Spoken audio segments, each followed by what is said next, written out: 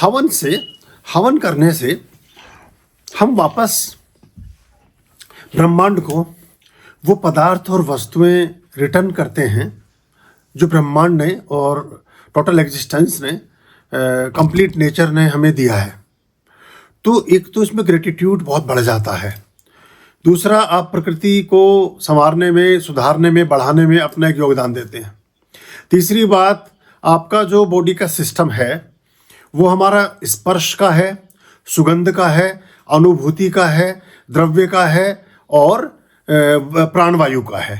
इन विधियों से हम उसके जो उसकी ब्यूटिफिकेशन है, जो उसका पुण्य है, जो उसका एक एलिमेंट है, उसको भी इनहेल करते हैं तो हम निरोगी भी होते हैं।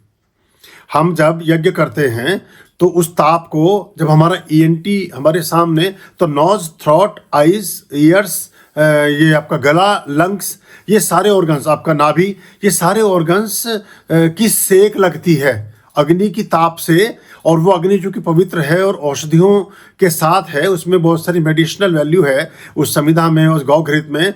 तो वो आपका सबसे पहले स्वास्थ्य ठीक होना शुरू होता है, आपकी हेल्थ ठीक रहने लगती है, आपका एनर्जी लेवल बेहतर होने लगता है यज्ञ के कर्म को करने से।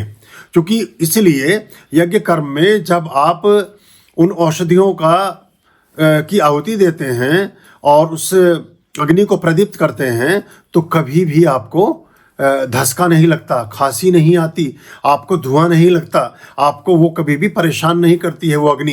क्योंकि वो औषधीय अग्नि है, वो हमारे शरीर के लिए उपयोगी और शुभ अग्नि है।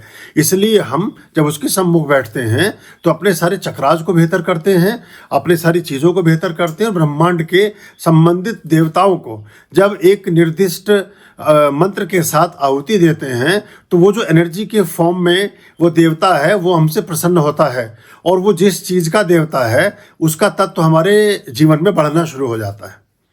हमारे शरीर में भी बैलेंस होने लगता है और हमारे जीवन में भी बैलेंस होने लगता है। तो इसलिए ये बड़ा ज़रूरी है।